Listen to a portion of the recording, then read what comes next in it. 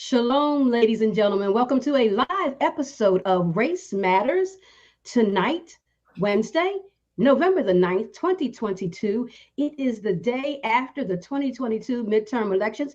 I just figured I'd mention that because we talked about it last week and now it has happened and we are still awaiting some of the results, but it's been, I'm going to say a good election just because I didn't hear, and I didn't watch all the news, but I didn't hear of anything major happening as far as violence, which was my concern, one of my concerns. So I'm grateful for that. However, the races, it turned out that'll be what it's going to be. But I just, was praying for no violence. So I hope you got out to vote. And now we move on to the next. And so the next tonight on Race Matters is we're talking about the truth about addiction in America, a huge topic and a topic that we don't think is talked about enough in the mainstream media. So that's one of the reasons why we talk about it, because we believe it should be in the forefront of the conversation and how addiction has played out over the years, specifically in America, as it relates to race. So we're going to get into that conversation tonight. And we have a special guest. His name is Daniel Pfost. Is it Faust or Fost? Pfost. Both, yes. Either way. Okay, Pfost. All right. So Daniel is our guest tonight, and he has many years of experience in the field of addiction. And so we're going to get into that conversation. And if you want to join the conversation, please put your comments and questions in the chat. And if you're watching live on the replay, it doesn't matter. We love when you watch, whenever you watch. And if you do watch on the replay, you can still put comments and questions in the chat, and we go back and answer those and comment with you afterwards, because we do read that. So please feel free to chat with us about this most important topic. And I want to thank Mariana and Egypt for joining me as my co-host this evening. And we want to say, get well. Yes. And we want to say get well to Rosie. She's a little bit under the weather, but she's going to be joining us in the chat. So she's going to be getting her message out in the chat. So we hope you feel better real soon, Rosie. And just a word of caution, warning, however we want to put it. Egypt is at a coffee shop because he is in finals. And so, he's pressing his way because he's so beautiful to be a part of the show while he's at a study group for his finals. So if you hear some background noise when he unmutes, that's what it is. And you know what? We just love the dedication. But, you got to do what you got to do. He's in the second year of law school. He can't just, I'm just going to be on the show. You guys just do the work without me. That's not going to happen. If anything, he's going to say, Sharon, I'll see you guys later on Race Matters next week. But hey, he's dedicated, and so we appreciate him doing double duty. So if you hear that noise, that's all. So right. Thank you. It's for a great cause. So we're going to start the show. And Dan, could you give the audience a little information about yourself and your professional background in addiction? Certainly. Thank you for inviting me onto this platform. It certainly is humbling for me to be invited in to have a conversation with y'all tonight. I've been involved in the field of addictions for the last 12 years. It started with my own personal recovery. I got sober on September 28th, 2010. My drug of choice was alcohol, and or whatever else you were buying. But, I was lucky. I was very fortunate in my situation. Berks County intervened. I live up here in Berks County, PA.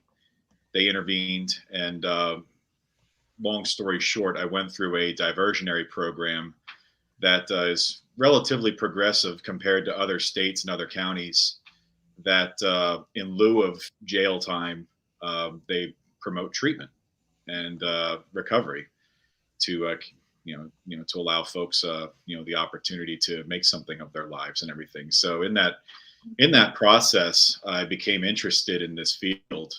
I'd always been sort of a humanist. I was involved in Boy Scouts. At the time I got sober, I was working at a residential and a hospital program up in Schnecksville for kids. So I was always fascinated and interested in working with people. And so the next logical step, being that addiction and recovery runs true to home, is to learn more about it and get involved in the field myself. So I got a master's degree in social work from Kutztown University. And from there, I have a lot of different landing spots professionally. My first job out of grad school was working at a 3/4 house in the city of Allentown, where I primarily worked with state parolees. It was their first step out of state prison. Worked there for about 6 months. Then from there, I moved down to the city of Reading, and I worked in the field of housing, working with veterans, uh, folks struggling with homelessness, with co-occurring disorders. I did that for about a year. Then I switched things up a little bit, and I worked at the Council on Chemical Abuse, which is the Berks County single county authority, which means they are responsible for how all of the publicly funded drug and alcohol programs, prevention programs, housing and whatnot are allocated. So I did some community level work there with them for about a year. And then from there, that's when I got into treatment delivery. I worked at Retreat in Ephrata, inpatient treatment, for about 2.5 years. And then from there, I moved back to Berks County. Berks County's home. And I've been working at outpatient clinics ever since then. Well, you have quite a few backgrounds. Never adult. I'm sure it isn't working with that population. So just generally speaking, how would you say, your experience was working with the people in the different populations, when I say the same population, but different venues, I guess I would say, professional venues that you've worked, and have you seen a difference in the clientele based on the different treatment centers that you worked in? Absolutely. So obviously doing the housing work in the city of Reading, I mean, those are my people. Right. Population, the willingness is there. A lot of meat on the bone to work with, so to speak. And from there, certainly that inpatient treatment center I worked at, the clientele was more middle class, upper middle class. But from there, moving from that inpatient center to the outpatient clinics I work at now,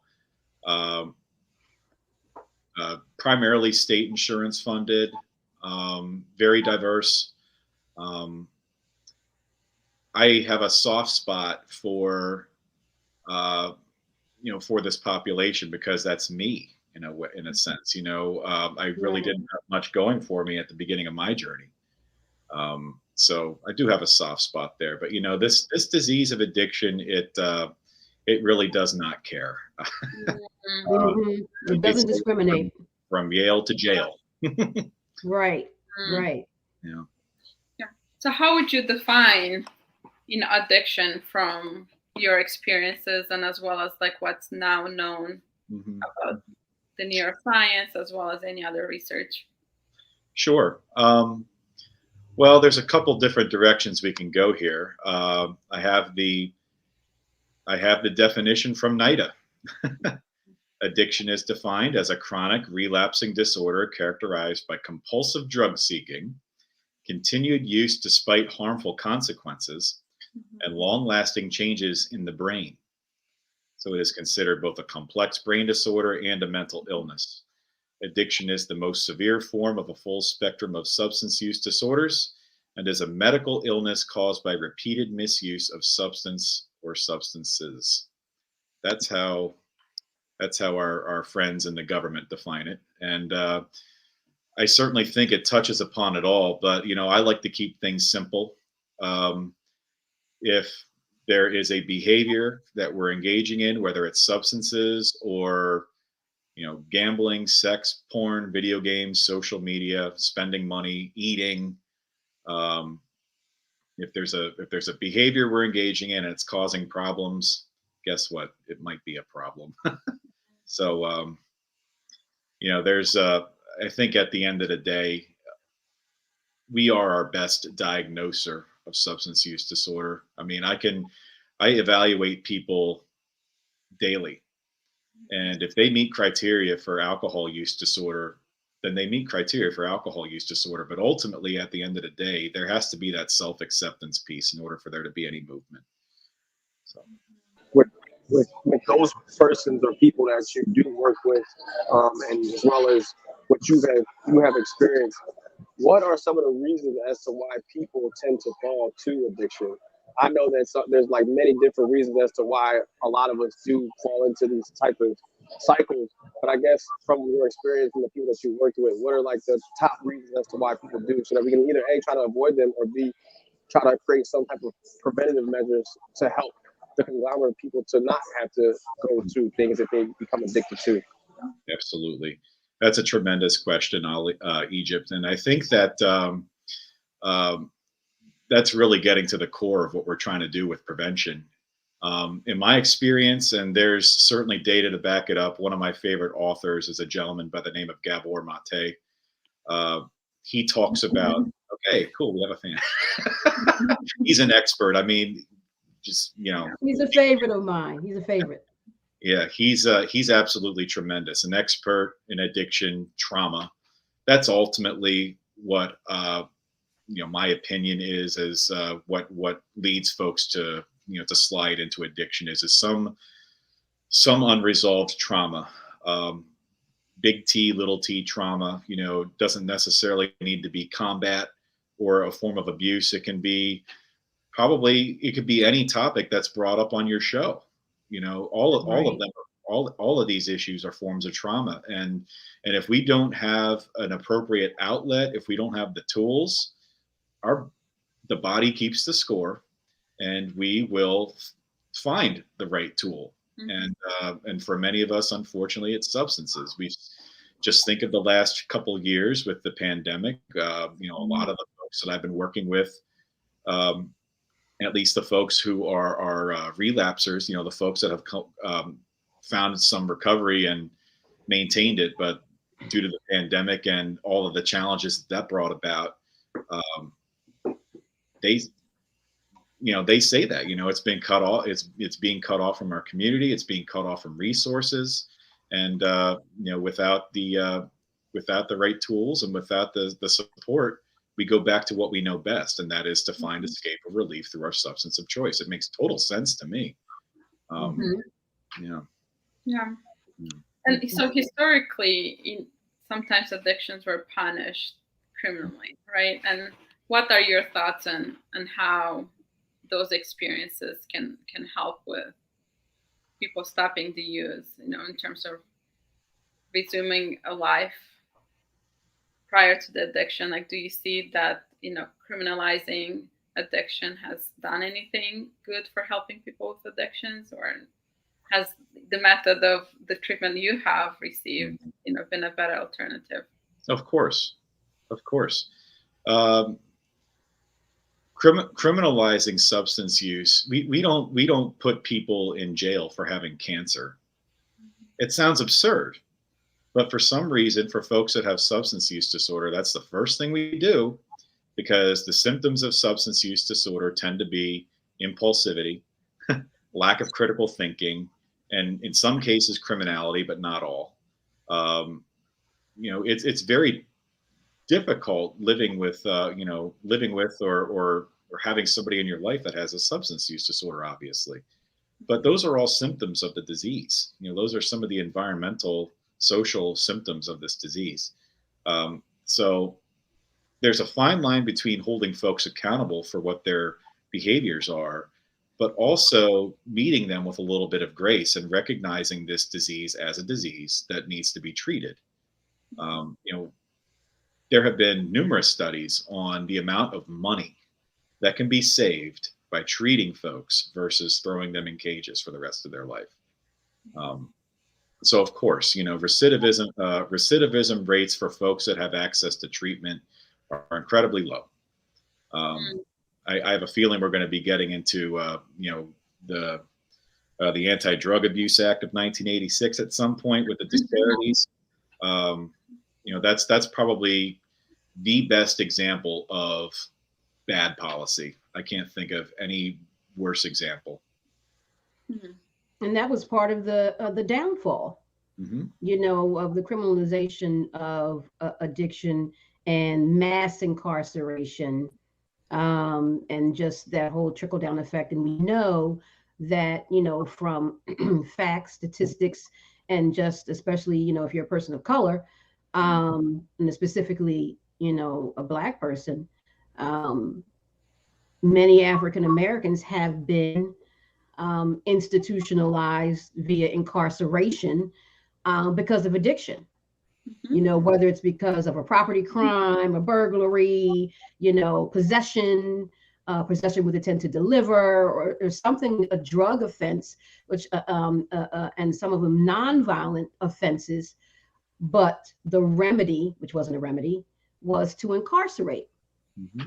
And it's, you know, and these are, you even talking for, what did we say? We say petty crimes, meaning small amounts of money when it was a non-violent crime. Because, you know, we all remember now, things are different today. You got locked up for marijuana. Right?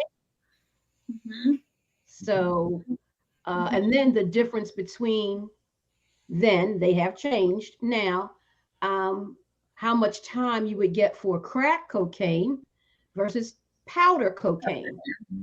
And we know that crack cocaine was more in the Black community and powder cocaine was more in the white community. But you can have much more powder cocaine and get less of a sentence, if you got sentenced at all, to jail, prison, versus the person who had crack cocaine, who may have been Black, who then is like incarcerated for who knows how much time.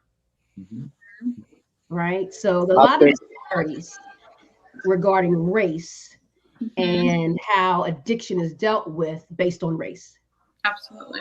That's to me, like, that's one of the biggest points. I mean, that even, I guess that resonates with me at this current moment, is that there is racial disparities when it comes to addiction and how it's viewed or perceived, depending on who's utilizing the quote unquote drug or whatever the addictive substance is. So, for instance, now because opioids are being used by many diaspora people, and different people are getting caught with these opioids, now it's seen as an addiction that needs to be treated because of maybe like their diagnosis was different than it was criminalized at one point, because it was getting a different diaspora people to be incarcerated. So I think that, like, that's something to be spoken about too. And yes, I think this is a positive move forward. However, what about those who were incarcerated at a certain time where it wasn't seen as something that was neurologically wrong, or something that they were struggling with that's not just seen as just being something that they're addicted to, but a serious problem that needs to be treated? And I think that we also have to change our mentality on what we look at, or how we look at prison as treatment or rehabilitation, when prison is not in fact rehabilitation. It's more so prolonging your experience, because it's just you being thrown in the cage and you're now seen as worthless. And I think that now that we have put in certain things to advance society and make sure that people are getting the proper and necessary care, let's go back and help other people, and not just say, oh, well, to heck with them, because they already had these experiences and they already locked up for a certain amount of time to be put in place for them. You got to make those changes for them too, because they need help. Absolutely. When people are sick, they need help. But you don't put people inside of a cage because they're sick. When you have a dog, you have an animal, you take them to the vet. You don't lock them up inside of their cage and say, well, I hope they get better. That's not how it works. So noticing these racial disparities and understanding how it has affected, especially or in particular, the Black community in the past, but now because it's affecting a wider range of people, now we're saying that it's not just about people being addicted, it's about they need rehabilitation and need to be, treated. It's interesting, but I think that there's more that needs to be done besides just saying, let's start treating these people. Because there's other people in the past that have struggled too, that need help. And let's be specific, Egypt. You said, and you said it politically correct, but I'm just going to, put the nail on the head. I mean, it's affecting a wider group of people. It's affecting white people now, and that's the difference. Because society in America cares more about white people than Black people I mean, and I'm not, you know, bashing people. It's a fact. That's just our American life. And so now with this opioid epidemic, when young white kids are dying at alarming rates, it's sad. Now we have to, how this is a big deal. We have to treat these people. And I'm just saying young people because there's a lot of young people, but it's not just young people that are dying. There's a lot. And when I say young, I'm talking teenagers and in their 20s. I'm in the addictions field as well. And it's horrendous. Well, why wasn't it horrendous when Black young people and not so young people were addicted to crack? Absolutely, and we put them in jail versus the opioid addiction when we got to treat them.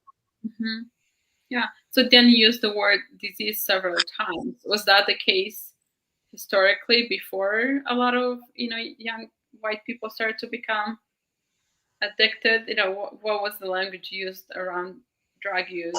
They called it, there was many different languages. They would say there was a war on drugs. And in that quote unquote war on drugs, it was also drugs that were being implemented and planted into these given communities and created addictive personalities and addictive issues that weren't seen as, things that needed assistance and, some deeper help. And now let's incarcerate these people so that we can utilize them as incarcerated persons that now have to work for us for free. Because if you look at the 13th Amendment and the clauses in the 13th Amendment, that causes people to end up being in some form of slavery, quote unquote, because now they have to work for the government or for the country because they are persons that have violated certain laws. So that is what it was seen as then, but now it's seen as let's give these people help. So that was, I guess, the biggest difference from now to then. Absolutely. Yeah. So when did it start, I guess, Dan? Can you tell us a little bit about the act you mentioned earlier? Yes. So everything started going haywire back in the early 70s. Up until then, recovery advocacy was actually not something that was anonymous. There were celebrities, there were people of note that were pretty open about their experience with alcoholism addiction. But things changed in the early 70s when Nixon signed the Controlled Substances Act. And that created the scheduling system. So, for example, Schedule I drugs, heroin, LSD, and for some reason they throw marijuana in there. That's probably because of the whole reefer madness thing going on, the hysteria and the anger about that, fear really about that. But as you go down the scheduling system, down all the way down to Schedule 6, it is interesting how the Schedule 1 substances are Schedule 1, and they tend to be enforced a heck of a lot harder than the lower schedules. But the lower schedules are just as, if not more so, dangerous than Schedule 1. And the Schedule 1 substances happen to be found in communities of color. So, for example, Schedule 1 has our heroin in there, but Schedule 2, which isn't as enforced as rigidly, includes all the medically pure forms of opioids. So, if you go to the dentist and you get Vicodin or Percocet or whatever, that's essentially pure heroin, medically pure heroin. Which is why we see a lot of folks who have chronic pain who get the rug swept out from underneath them with their pain medication, go out to the streets and find heroin. So ultimately, that's all due to the scheduling system from the Controlled Substances Act. And then in the 80s, under Reagan, makes me angry. A lot of emotions about that. Yeah, I mean, what? If a president, well, we did just come off 45. Before 45, if a president spoke the way that Reagan did back then today, I don't know if they would survive. The coded racist language, the quote unquote welfare queen, all to drum up this hysteria and fear, to because apparently he felt it worked out politically for him. What we know now is that, and I believe Sharon talked about some of it a few minutes ago, is that the law that he signed into place in 1986, it was called the Anti-Drug Abuse Act of 1986. That was the law that that created the disparity from crack cocaine to powder, and obviously that negatively affected communities of color significantly.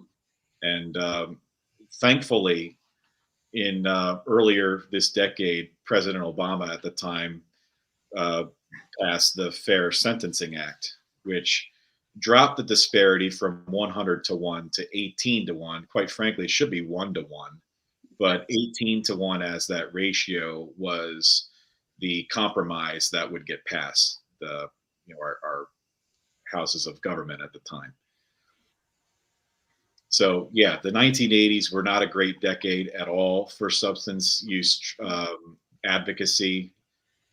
Certainly not a great decade at all for advocacy for addiction as a brain disease. We all remember the commercials with the fried egg. Yes. The fear tactics. What we know now is that fear tactics are terrible prevention strategies. They don't work. They don't work.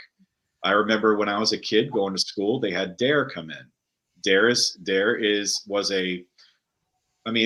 I guess it was nice in a sense. The community students got to see police, doing good work. But ultimately, it wasn't effective prevention because it was all fear tactics still, So what we know to be effective prevention is we need to mitigate risk and increase support. That's a tough sell. That's a tough sell politically, unfortunately, in this country. Absolutely. But we can make the moral argument, we can make the financial argument, we could even make the spiritual argument, and we're on the right side of it. So really, it's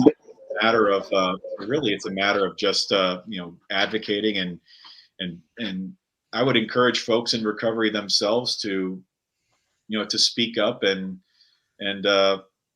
I know that's a risk. It's a huge risk, but to speak up with their experience and to let these folks that make decisions know that, hey, I'm sober, I'm in recovery, and I vote. That's right. That's right. And y'all need to get your act together and start treating this as a disease that is absolutely treatable, and recovery is possible. I think, one, just again, thank you so much for shedding light on certain things that we may not understand, especially from this side. If you haven't had those opportunities to be in these places and spaces to talk to people that are struggling with these levels of addiction. But I also want to say that I think that a huge responsibility on our end is to also acknowledge the fact that there are people in these healthcare positions that are also causing people to become addicts. Whether they're providing these opioids, they're almost just as guilty as quote unquote drug dealers.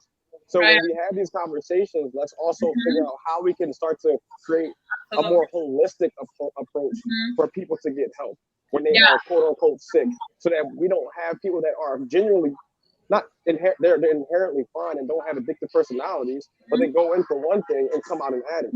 So what can we do as a country, as a community, or as a whole in this world?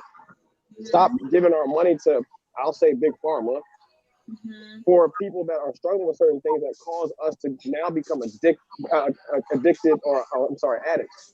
I think that's one of the biggest things that are kind of like swept under the rug and we speak about it, but far too little is done to make change because we're creating more patients.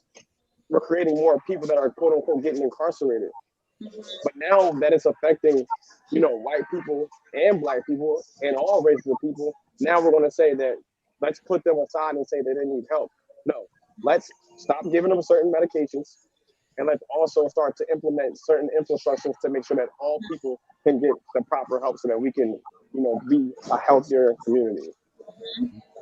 And before you possibly answer that, Dana Mariana, Rosie said similarly, she said, it seems that a lot of people find their addiction started from injuries or being prescribed medication from the doctor treating them.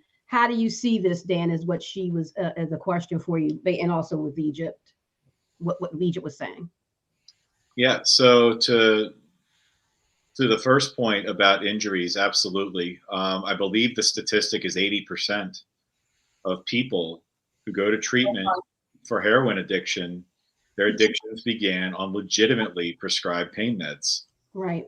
So that's extremely high. Yes, absolutely. The pipeline is there. It's clear as day.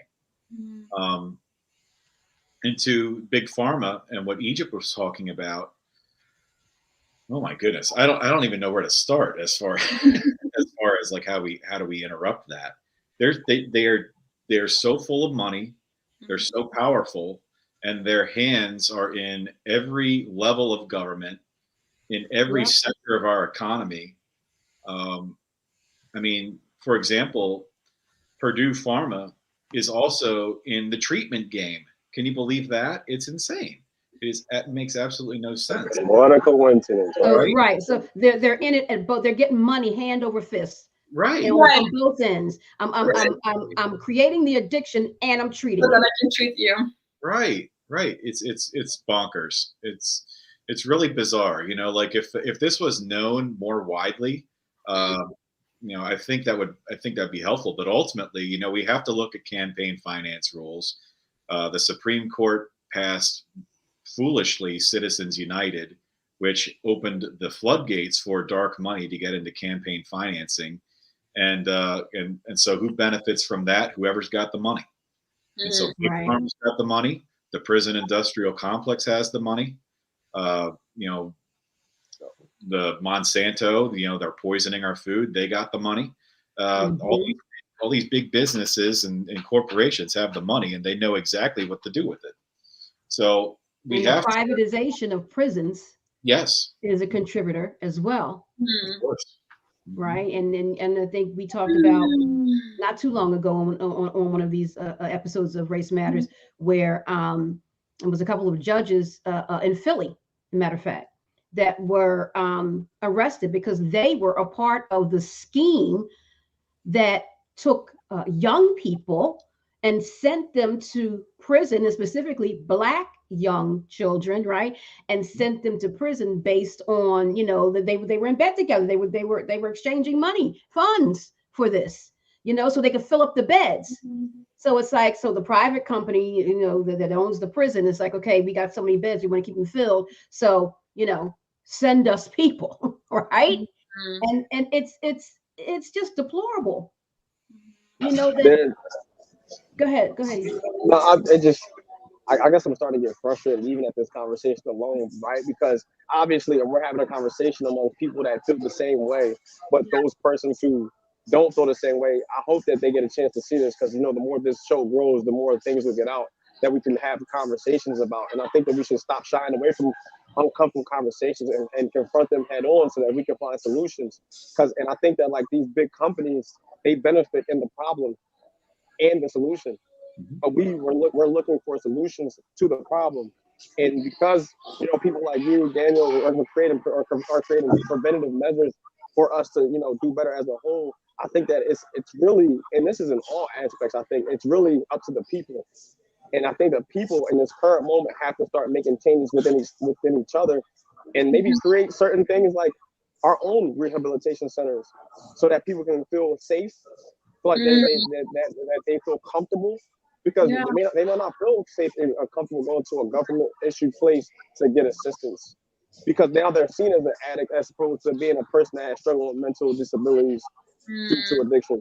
So I really hope that this conversation continues to be had, because I lost one of my closest friends to heroin, and we were literally together the same night, and we were supposed to get chairs for a party, and he never came back because he went and got high, and he passed away. And my point in saying that is that you never know who it can affect, and you don't know who it is affecting. But when it hits home like that, then you want to start taking it more serious. And that's why we got to start making preventative measures now, because I think that it's even deeper than just, you know, things that need to be treated, but also prevented at the same time. So I'm really glad that we're having this conversation. I hope it extends further than this, because it's got to be if there's a problem, there has to be a solution, and not for the big companies to create a problem and then also hand us a solution where they're making money off of it. This conversation is not about profit for us. It's about solution. And I think that that's what needs to be happening more. It's about human lives. Absolutely. And we need to value it more. Let me read, before we go further, I want to read some of these comments because we, definitely appreciate you all with your comments. And so far it's Rosie, it's Kimberly, and Cy, excuse me, who have commented. And Kimberly has said, this is such a great topic. We experience incarceration for drugs so much in Georgia. So she's hailing from Georgia. We incarcerate more people than some small countries. And we know America as a whole does that. So spot on. Thanks for guiding this convo. And Rosie says it's unfortunate, but it seems that you were an addict until the face of the addict changed. And then you were seen as sick and in need of treatment. Kimberly also says, I agree, incarceration is the wrong treatment for addiction and drug crimes. I think it's important to think through why do people turn to drugs and addiction? Why not focus on diversion and transitional resources to target poverty and empower people to economic mobility and self-sufficiency? Kim, you are spot on. Spot on with that comment. Great point, Egypt. Kim also said, Sai says, how do you think they would go about approving these holistic avenues, knowing it would take money away from big pharma? Well, big pharma has so much money. I mean, they just had to pay out billions with the Sackler family, right? Because they were found out, creating these pills that's enough to these opioid pills that's enough to tranquilize animals. And then that's not just Sharon saying that. This is proven. You can just look it up. Tranquilize animals, and they're prescribing it to human beings. Of course, they're going to get addicted. Absolutely. Right? And they knew it. Their own research said it. But what did they do? They peddled it anyway. Yep. Because of greed, financial greed. Absolutely. I think even like congressmen being able to take money from big pharma and any other people who have a lot of money and benefit from these laws being passed should become illegal. Like if you want to run to become a member of Congress in any form, you should raise money with your own campaign and not any money, because then I'm telling that is why it has to be in-house. Trying to depend on government officials to be able to create certain things for us is nearly impossible because it doesn't benefit them. So for us to be able to prosper in a way that is beneficial to the conglomerate of people, we have to start investing in one another. And in order for us to do that, we have to start to believe and trust in one another. And that means that we have to start to stay away from propaganda that causes us to be divided. And I think that that's the only way we'll probably see any potential progress within our society, especially here in America. And I want Daniel, I guess I'm asking you because you work on the front lines. Like, what is it that you think about holistic health, and how can we kind of break away from big pharma in these instances? Okay, so a couple things. I remember in grad school, one of my professors used to repeat often, think globally, act locally, right? And you can't get much more local than yourself, your family, your household, your community. And I think you're spot on, Egypt. We do need to reinvest in each other, and we don't necessarily need a government mandate to do that. We can have conversations with our neighbors. Like how many of us know our neighbor's first name? There's your start. Get to know your people, get to know your community. And when you ask folks how they're doing, be prepared to have a conversation. Not just one of those head nod, yo, what's up? No, have a conversation with your people. It all starts there. We're all innately born with this social instinct, this need to feel connected. Addiction by nature is a disconnector. Right. So when we can just, recalibrate and connect, and there's ways we can do that from macro level, offering resources to folks to get reintegrated into their communities, microloans for small businesses to hire folks who might be in recovery, early recovery. There's all sorts of things they can do. But ultimately, it all starts with ourselves and how we communicate with our families and our community. As I forget what your second question was, Egypt. It had to do with big pharma. How we get away from big pharma. Got to be careful there, and I'll explain why. The best practice for treating opioid use disorder is harm reduction, utilizing medication-assisted treatment. A medication called buprenorphine, Suboxone, Sublocade, Subutex, different forms of that medication. That medication in conjunction with therapy, getting a job, completing your probation requirements, etc., reconnecting with your family, is been shown. It's the more scaffolding you have around you, the more supported you are. And in terms of opioid use disorder, that medication is I would say an essential part of the puzzle. Now, I don't support. I definitely support getting big pharma, and they got away with a slap on the wrist. Like, that chunk of change they had to pay out was a substantial sum. Don't get me wrong, but that's a drop in the barrel to them, and it should have been a lot more. But as far as like cutting out pharmaceuticals altogether, I think we just need to pump the brakes a little bit there. As far as best practices for treatment. Now, the thing is, with that particular methodology, with harm reduction, with medication-assisted treatment, we see disparities there too. Surprise. I'm not surprised. In the last 5 years, we've seen, in the last 10, 15 years, we've seen exponential increases in overdose deaths. But for African Americans, the rate has increased by 25% year to year, whereas for white folks, it increased 11%. So obviously the disparity continues. Black patients are 77% less likely to be prescribed buprenorphine, that gold standard treatment for opioid use disorder. They're more likely to get placed on methadone, which is proven to be effective. However, methadone is much more rigidly enforced. You have to go there daily to get the administration of that medication. The medication works. It's just how it's enforced is very rigid and basically preventative or prevents the individual from being able to get a job. If you have to go to the clinic on a daily basis, you have to find public transportation. You got to go to the clinic. You got to wait in line. You got to get medicated. And then by the time you're done, it's probably afternoon.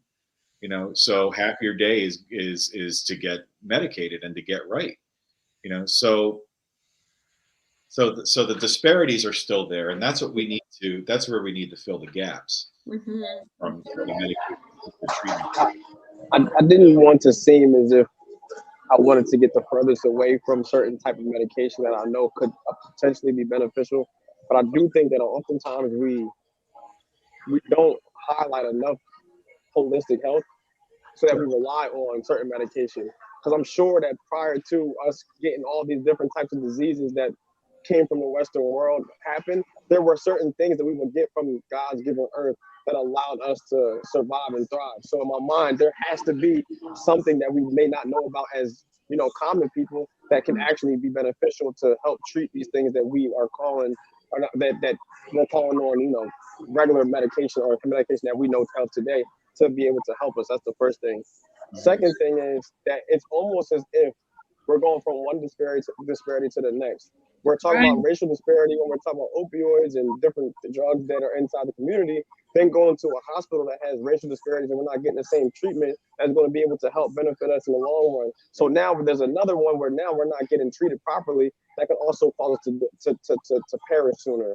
So it's almost like, what do we do? Because no matter what we do, we fall into a racial disparity that doesn't benefit us. And now, as a marginalized people, we struggle. And then I have to find health care that is going to be adequate. I have to find people that are going to watch my kids while I go back up there to get the methadone. I have to, and then I can't work a job that is beneficial enough or financially beneficial enough for me to be able to take care of all those different aspects to be able to get the methadone. Right. So it's just so many different avenues to go back to the same issue, and that is race being an issue and continuously coming up. And where does the solution lie? And that's why I really believe that it's within the people. And it's tough to even hear these things because it's almost like we just keep running in place, but we want to move forward. That's barriers. I'm sorry, Mariana, go ahead. Go ahead. No, I was just mentioning there's like all these barriers for people of color. Absolutely. And that's, one of the things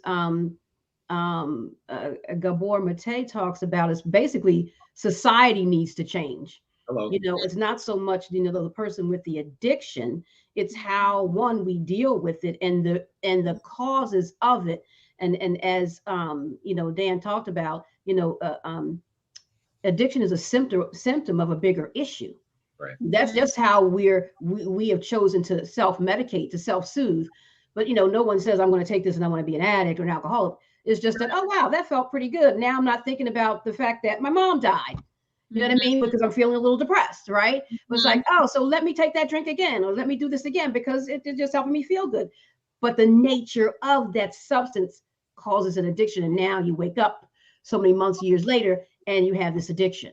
But it didn't start out like that. I just wanted something to help me sleep because, I was feeling bad because of whatever issue, whatever trauma or unresolved issue I had.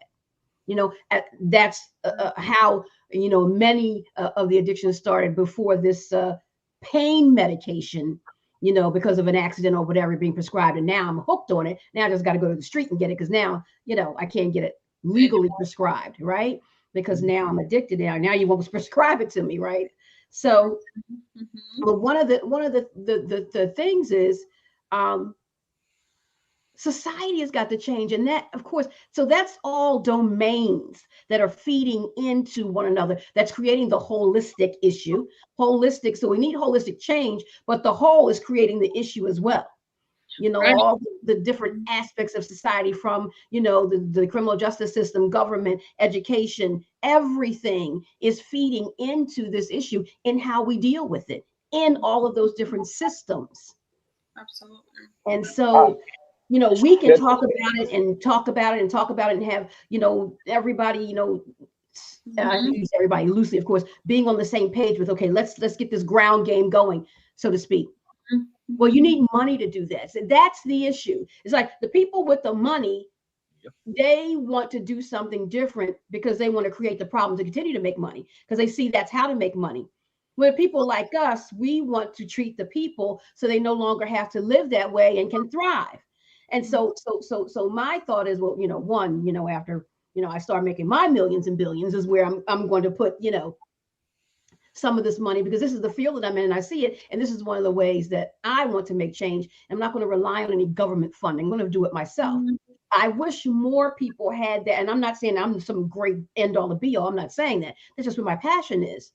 But if more people like us who have money were to have the desire to do some of the things that we're talking about now, because money is really not an issue for them, right? We could then be able to make that change, have that effect that Egypt you're talking about. But we need money. Yeah, we can get government funding and have government agencies. Those government agencies are a dozen. They're everywhere. But the funding is limited, right? And I've seen a disparity. And Dan, you may be able to speak to this too. I'm not exactly sure the different agencies you've worked for, but I've worked for the for-profit agencies, the ones who treat addiction and they're using the private insurance versus the ones who are government funded, right? And most of the ones who are government funded, the black people, the ones the black people are going to, the ones that are private funded are the ones the white people are going to. And a lot of the white kids, that their parents are using their parents' insurance because, they're not working, they're young, or because they have addiction and now they're not working. And so you see, and then you see how even looking at how the facility looks, right? The ones that are privately insured, grand, lush, is using my words, right? The ones that are government funded, it's like, why can't this look like the other place? Why does it have to look run down? Right. Yeah. Right. Like, why? Like jail sometimes. Yeah. Exactly. Like, so, we want things to look aesthetically pleasing because that just helps our outlook in general. Right. And so, because there's other things that go into play with when you treat someone. I can treat someone in a counseling atmosphere and the atmosphere look dull. And like you said, like a prison, like, not that I can't provide the same service, but the surroundings matter. The atmosphere matters. That helps to one, help the person to feel like, wow, you know what? I'm in an inviting looking place. And you thought well enough of me to invite me into a place that was aesthetically pleasing. Yeah. Right? Versus, oh no, that's only for that group of people. I want to ask Daniel a question, because when you're talking about these things and how things look, I know, like, back in the day, I hate saying back in the day, because I don't really know the time period when these things were happening, but I remember that they used to have ads for cigarettes. They had ads for cigarettes, and they were making it look like it was fashionable and all these different things. And then they started to stop it because it started to affect people who were getting lung cancer, and the people that were getting affected them. So now, when you look at TV, they're still highly marketing alcohol, and alcohol is something that people are addicted to as well. But we don't stop marketing that. Now, granted, there might be a Surgeon General warning where it says, this can do this to you, but the way that they market it still, it seems desirable. So I guess, Daniel, for you, I'm curious as to how influential do you believe that the marketing is? And I know that they stopped it for cigarettes, but what is your thoughts about it when it comes to alcohol? Because that was something that, affected you directly. Mm-hmm. Mm-hmm. Yeah, that's a great question. There's this topic touches every aspect of our world. As far as marketing goes, I don't think we're going to see beer commercials go anywhere anytime soon. Let's just be real. There's too much money to be made, and they know the right people, and their hands are in their pockets. I think marketing absolutely plays a huge role, and you also have to take a look at the location of the marketing. Right. For example, in the city of Reading, I don't know if it's officially a food desert, but in the city of Reading, if you need to go grocery shopping, if you're a resident in that city, you go to the corner store. And what is advertised on the front of the corner store? Gambling and alcohol. It's in your face. So that's just one example. The proximity to the marketing. If it's it's one thing if the environment is flooded with it. It's another if it's just when you're not using or drinking, seeing it all the time in the form of marketing. And Dan, how about in the hood, right? They have the 40-ounce beers, right? Yeah. And they have the malt liquors, right? Yeah. You go to the suburbs, it's like, what? A 40-ounce? What are you talking about? Yeah, they're drinking. we have little 6-packs, right? I mean, this is a strategy. Yes. Wow. Yeah. There's a psychology behind marketing. Yes, they know exactly what they're doing. They're not dumb. That's right. I know that. I want to highlight something that Sai said, and this goes in conjunction with what we're talking about now. He said they can care less about the addiction they cause as long as that money is coming in. Absolutely. And marketing ads, that is all about money, and so I'm wondering, is it possible to create our own ads and put our own money into creating ads that are about rehabilitation or about the prevention of? But does that go against what they were doing? And those networks are owned by the same people that want to. So, like, can we create our own network? I don't know. Can we create our own television? That's what full life communication is. That's what full life is. People will know us one day. Nah, they know us now. It just needs to happen It'll just in the get material bigger. world. It just gets bigger. That's all. Yeah, but we but can this make is why ads on anything. We just have to have money. Like if you want to put it on the major networks or whatever. But it's all about having money. They're not going to do it for free. Absolutely. You know? Which is why these conversations matters, because a lot of us who, might not have been raised in environments that we were exposed to a lot of these things have no idea. And yet people vote. So learning the impact of a lot of these on people, and then knowing that we can take that to the voting booth and it can make a difference. Maybe not perfect, because I was preparing a little bit for today. I could see that both sides of the political spectrum in terms of administrations and how they approach the conversation, especially like before Obama, both Democrat and Republicans were reinforcing a lot of the war on drugs laws. But at the same time, President Clinton did that too.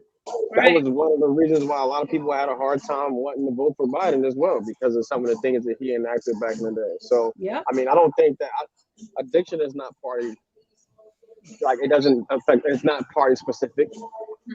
And the race, I mean, the racial issues that we have, though one party may seemingly be more supportive of certain diaspora people, when it comes to money, green is the only thing that matters.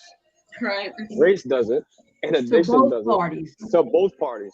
And I'm gonna be very honest. I think that's one of the reasons as to why millennials and I don't know the generation after us, but Gen Z. No, I do know they're just a little different, just a little bit.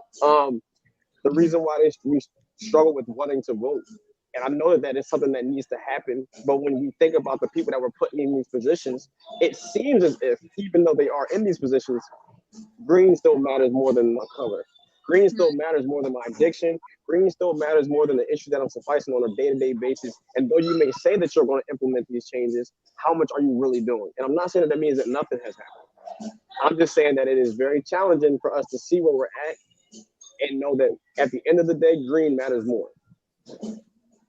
That's why we have to get more millennials and Gen Zs in office. Hello. People who are more progressive, and I'm not talking about progressive way left. I'm just talking about who understand what's going on and where we are now and really want to do something about it. Like, and I forget the state, you guys will know, a 25-year-old, a Gen Zer was just elected yesterday. Bravo for him. Right? And so we need more people who, and I see why people wouldn't want to go into politics but that's how we get things done.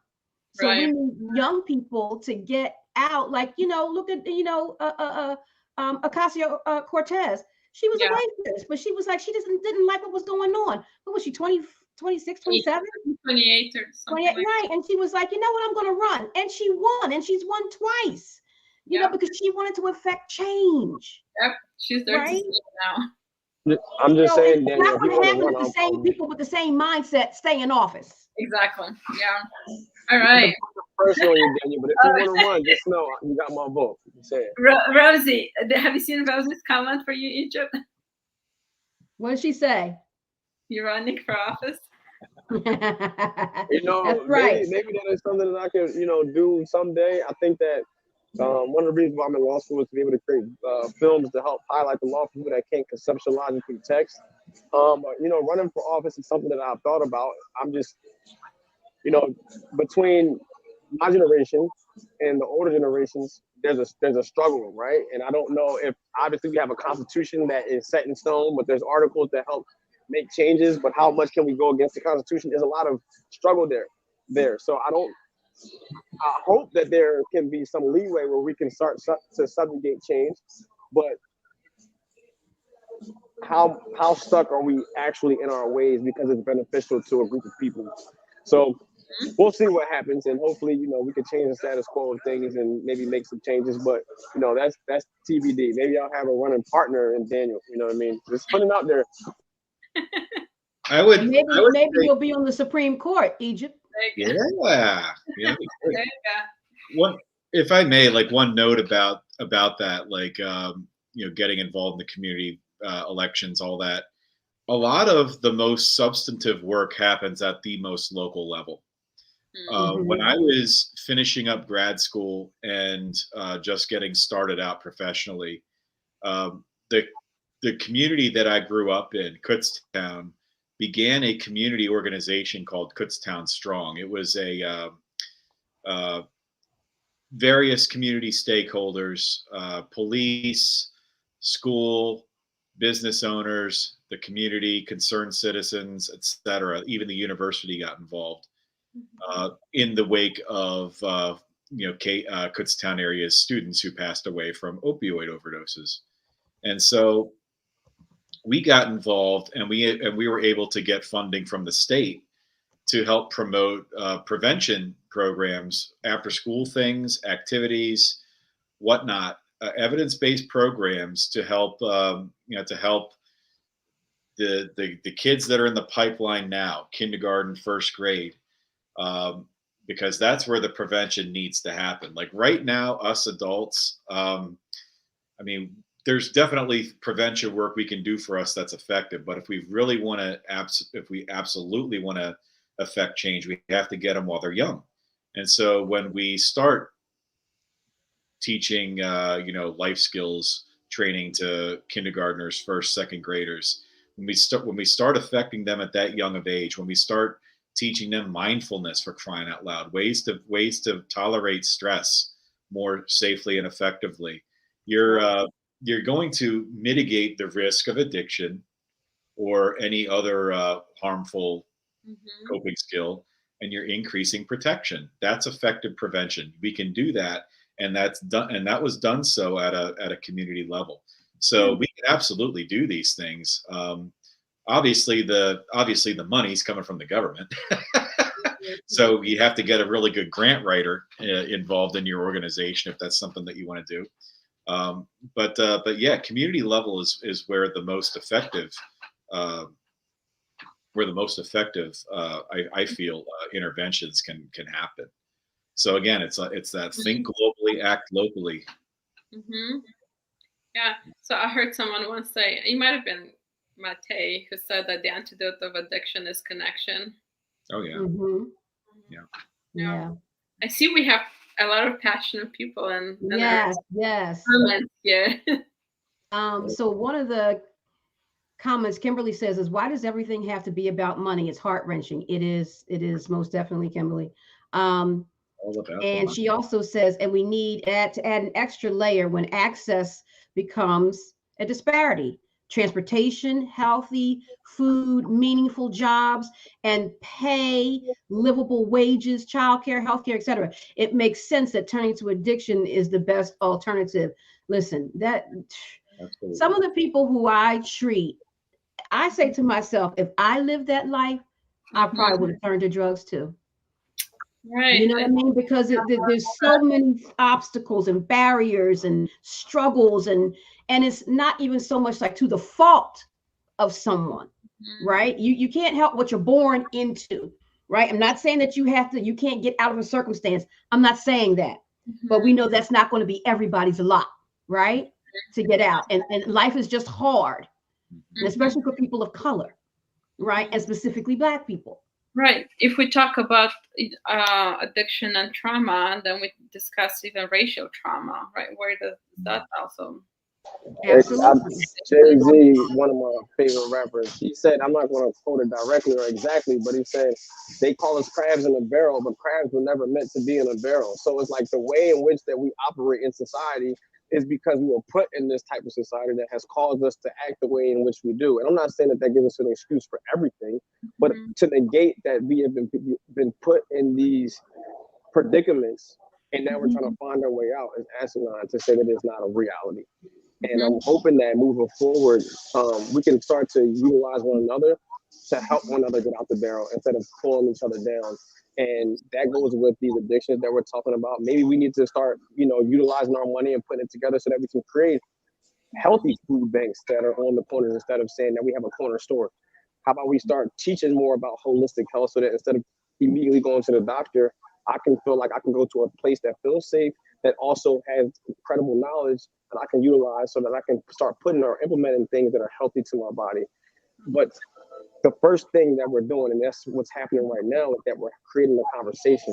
And maybe some people that are in the comments or that might see this later might not have had this thought process. And because of this, now they're going to start a conversation with somebody else maybe more knowledgeable, or encourages them to do more research, to have more knowledge so they can implement the things that we might be talking about. But I know that the conversation is being had, and it's not going to stop here. And that's why I'm really happy to even just be a part of, this that we have here.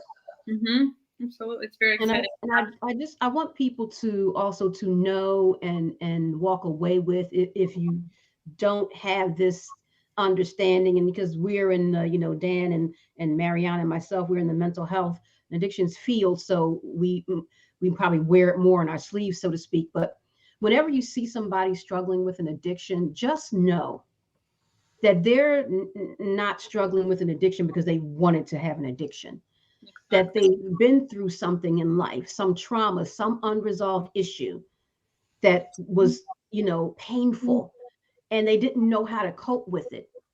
And so they self-soothed with something, a substance, and that turned into a, they didn't know that was going to happen. It's like, you take a drink and you don't know you're going to be an alcoholic, right?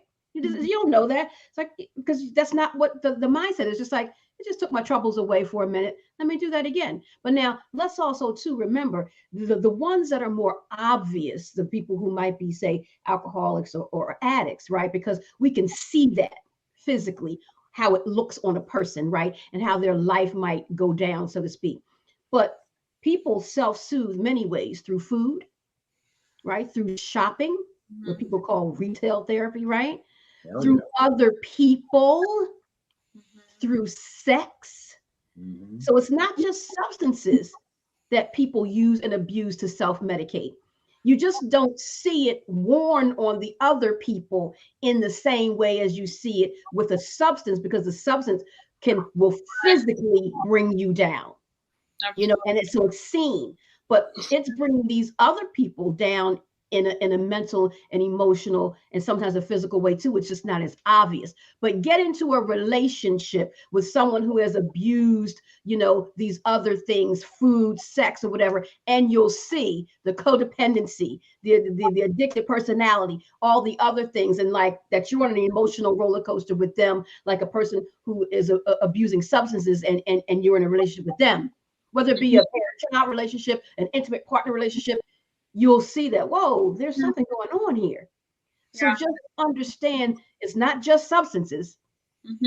And we can look at our own lives and say, I emotionally eat. Wow, think about that, right? One of my things was retail therapy. That's what I used to do, and realized, like, wait a minute, right? That's too much money, right? So we got to be mindful of how we're using these different things to soothe what's going on with us. What am I soothing?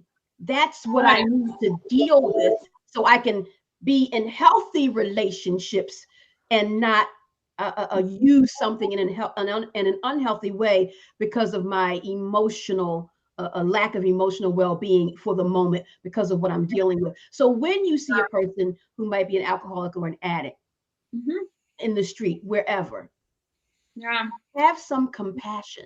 Absolutely. If anything, the substance creates that much harder ability to stop it, right? Because, and I think that's the thing with addiction. People say, like, just one more time, like, I know it's causing issues. This is my last time, and then I'll stop. We've all done it with other things. And if it's hard to stop other habits like that, I can't imagine that much more, knowing that there is the physical component of how a physical addiction will affect somebody's brain and limit their ability to make a decision that will be helpful for them. Absolutely. I know we're starting to wind down the time, but before we do get off, Daniel, I just wanted to ask you before we, start to close, is if you had some form of advice for someone who is struggling with some level of addiction, and they wanted to get help, or they wanted to figure out how can they start to help themselves, what would you say is the best thing or the best avenue for them to do, and what helped you the most during your time? First and foremost, hope is real. You know, when there's hope, there's possibility. So if somebody is struggling right now, currently, now obviously there are severity factors with if we're addicted to a substance, you know, depending on the severity, you might need to get a medically supervised detox, which is what I would suggest. Having said that, you know, you can reach out to a local provider, or you can look up local 12-step meetings and go in there and see all the other sober people. Bottom line is the answer in either of those areas is to reconnect and reach out for help and know that you're not alone. It is, you know, this disease of addiction is a disease of isolation. It wants us dead and it wants us alone. So my challenge to folks out there that might be listening is if you are in recovery, regardless of length of time, is to consider putting it out there as comfortable as you wish to make it.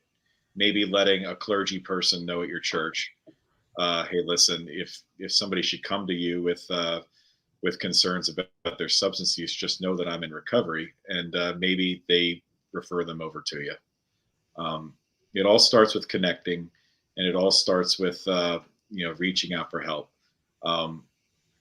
I wear my recovery on my sleeve. I'm comfortable enough doing that, and you know, I've lost count of the number of people who have asked me for help. I've lost count of the number of people that I've seen pass away from this disease. Enough is enough. Enough is enough, darn it. You know, we can do something about this. It's completely preventable.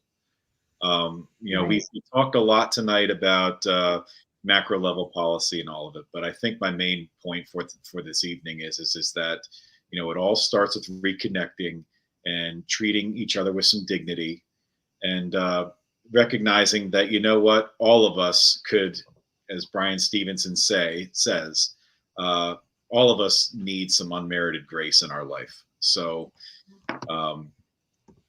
be kind to yourselves and to your community, to your friends, your neighbors. Yes, we have to care. You know, we just have to care about people, you know, and not be so selfish. You know, we've gotten away from community. It's just all about me, me, me, me, me now. And we got to do better. But it takes a village, right? It literally takes a village. The better starts now. The better starts with us having these conversations. The better starts with us looking in the mirror and having a conversation within ourselves, and then with our partners. And as you said earlier, Daniel, with our community, you know, not just giving our neighbor a head nod, but also getting to know their name, their family, so that we can build a sense of community. I know, like, back when I was younger, they would say it takes a village. I know, Sharon, you just made the comment as well. So I think that we need to start investing in the village, because if not us, then who else? And that in turn will start to be the gift for us, is that we have invested in each other enough to where if I can't trust, you know, to go to my mom about my addiction, I might be able to go to you, Daniel. I might be able to go to you, Sharon. And now there's a level of comfort there. And I don't have to depend on quote unquote big pharma for my initial person that I can engage with about the things that I'm struggling with and the best ways to go about it. I think that, you know, just creating a level of trust, creating a level of love and compassion. Those are the things that will refute the evils of the world. So I think this is a good start.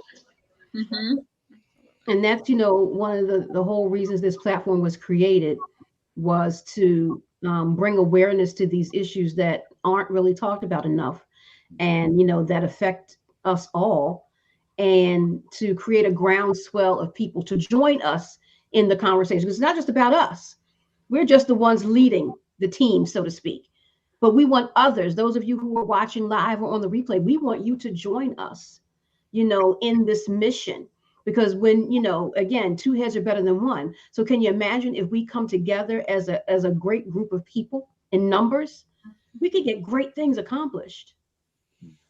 So That's what we want to do here on this platform. So we encourage you to join us, to write in the chat, email us at fulllifecommunications@gmail.com with questions and comments, how you can even get involved. And when we say get involved, you can literally be a guest on the show, potentially even be a co-host. This is not the only show we have. All of the shows deal with different issues. And I am going to start a show specifically dealing with substance abuse. I used to have that on the air previously, and I'm going to bring it back. But we want this show to be the impetus of change, this platform rather, to be the impetus of change. But it just doesn't take us.